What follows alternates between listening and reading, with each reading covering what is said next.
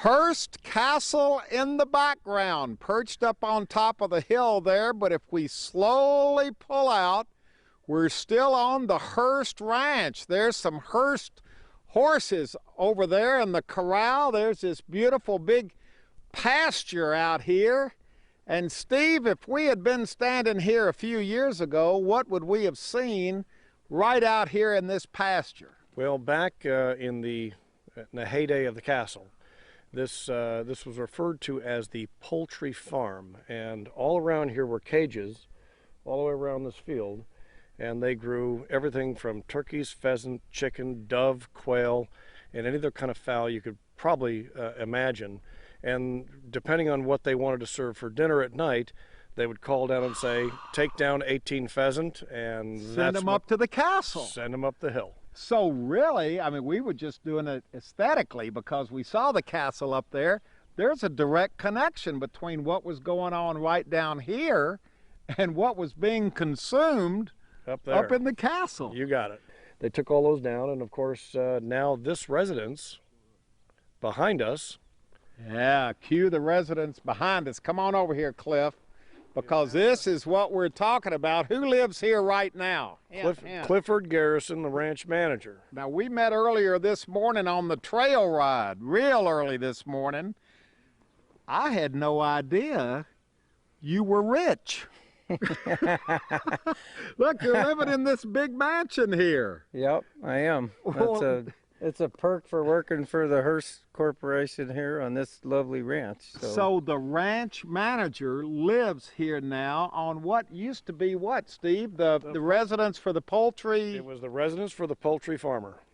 Wow. And how big? Do you live in this whole house or part of the house? Or? This is the main residence here.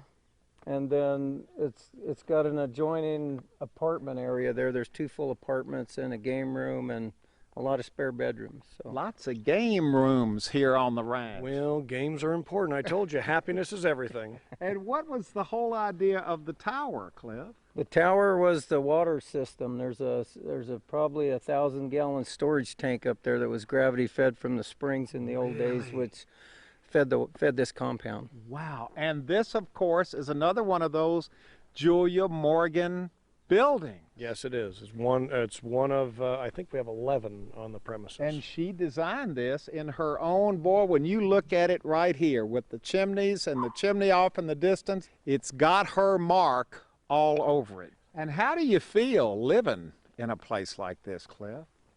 I feel very blessed. I mean, it's unrenounced in accommodations for a cowboy working on a cattle ranch. He's opening up the gate. There go the dogs. Cliff, this is interesting. I just happened to spot this dog pen back here behind your house. This is where the herd dogs. This is the working part of the ranch right here. The dogs are real key to our operation. Well, we saw them this morning. Boy, they were in their element. They loved herding those cattle. Here he comes down. He's still working. Come on over here. They're happy now, but they're really happy when they got cattle around, aren't they? They're most happy when they're working. Yeah, that's what they're bred to do. But you've got this great little facility. Look over here, Cameron. We got all the dogs right here together. Indoor, outdoor, 10 pens in a circle, feed all of them from the center. And nice. You take good care of these dogs. We take good care of our dogs because our dogs take good care of us. Yeah. And they are bred just for this, aren't they? They're working cow dogs. They are bred to work cattle. They're not house pets. They're pinned up when they're not working, and so they need to work every day. And when you open up those pens in the morning, they know they're going to work. They know they're going to work. There's not a lot of monkey business. It's all work. Now, do they just come back here and relax for the day? Come on. Yeah. Come on. They just come back here, save up the energy, and get ready to go again. Yeah, we do. We keep them housed here, so when they come out, they know they got a job to do, and they go do it. They're an important part of the operation. In this type of country, you have to have good dogs. Really good dogs. There's a lot of rough country in the back. We didn't see it this morning, but without the dogs, we would have a hard time. We'd need a lot more cowboys if we didn't have good dogs. Well, they're good dogs. They're friendly dogs. They love attention. Boy, this is what it's all about right here at the ranch, isn't it? This is it. Yeah.